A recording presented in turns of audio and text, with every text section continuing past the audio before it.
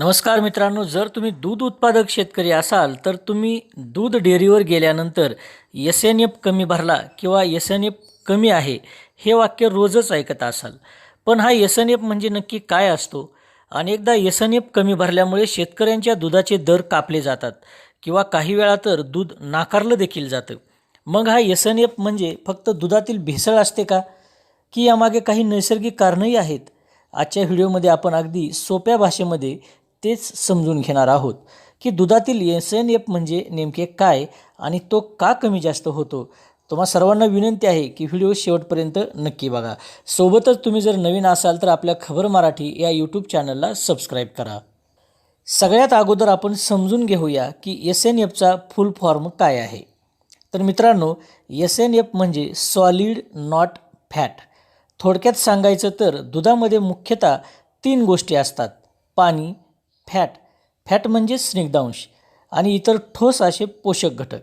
जर आपण दुधातून पाणी आणि फॅट बाजूला काढलं तर जे काही उरतं ना, त्यालाच म्हणतात एस-एन-एफ.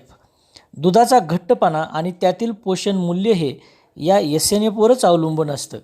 यामध्ये प्रामुख्याने 3 गोष्टी समाविष्ट होतात: प्रोटीन्स जसे की केसिन, जे शरीरासाठी अत्यंत आवश्यक आहे; लॅक्टोज म्हणजे दुधातील नैसर्गिक साखर, ज्यामुळे दुधाला गोड चव येते; आणि खनिजे जसे की कॅल्शियम आणि फॉस्फरस.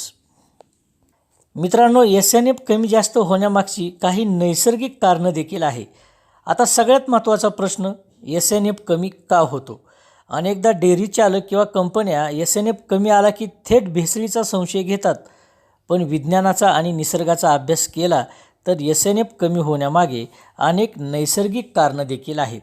ती कारणं जर आपण पाहिली तर जनावरांचा चारा आणि पोषण. जनावरांना योग्य प्रमाणात हिरवा चारा, सुका चारा आणि संतुलित पशुखाद्य मिळालं नाही ना, तर दुधातील प्रथिनांचे प्रमाण घटते आणि थेट एस-एन-एफ कमी होतो. चाऱ्यामध्ये ऊर्जेची कमतरता असणं हे याचं मुख्य कारण आहे. हवामानाचा ताण. तीव्र उन्हाळ्यात किंवा जास्त दमट हवामानात जनावरे चारा कमी खातात आणि पाणी जास्त पितात. यामुळे त्यांच्या शरीरावर ताण येतो आणि दुधातील एस-एन-एफ नैसर्गिकरित्याच खालावतो. विताचा काळ.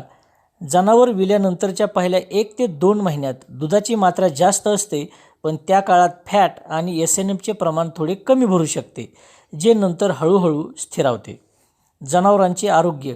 जर गायी किंवा म्हशीला दगडदूध सारखा जर आजार झाला असेल तर दुधाच्या रचनेत अंतर्गत बदल होतात, ज्यामुळे एस-एन-एफ कमी होतो. तर शेतकरी बांधवांनो आणि प्रेक्षकांनो, यावरून हे स्पष्ट होतं की दुधात एस-एन-एफ कमी येण्यामागे नेहमीच भेसळ हेच एकमेव कारण नसतं. हवामान, चारा आणि जनावरांचे आरोग्य या वैज्ञानिक कारणांमुळे देखील प्रामाणिक शेतकऱ्याचा एस-एन-एफ कमी होऊ शकतो. याच कारणासाठी सध्या महाराष्ट्रातील दूध उत्पादक शेतकरी आक्रमक झालेले आहेत. शासनाने या नैसर्गिक बदलांचा वैज्ञानिक अभ्यास करावा, संपूर्ण राज्यासाठी समान नियमावली आणावी आणि केवळ मशीनवरील आकड्यांवरून प्रामाणिक शेतकऱ्यांचे आर्थिक नुकसान करू नये, अशी मागणी आता यामुळेच जोर धरू लागली. तुम्हाला काय वाटतं? तुमच्या डेअरीवर दुधाला फॅट आणि एस-एन-एफचा योग्य दर मिळतोय का? तुमच्या भागात एस-एन-एफचा काय अनुभव आहे? आम्हाला कमेंट करून नक्की सांगा. सोबतच हा व्हिडिओ आपल्या शेतकरी मित्रांसोबत शेअर करायला विसरू नका.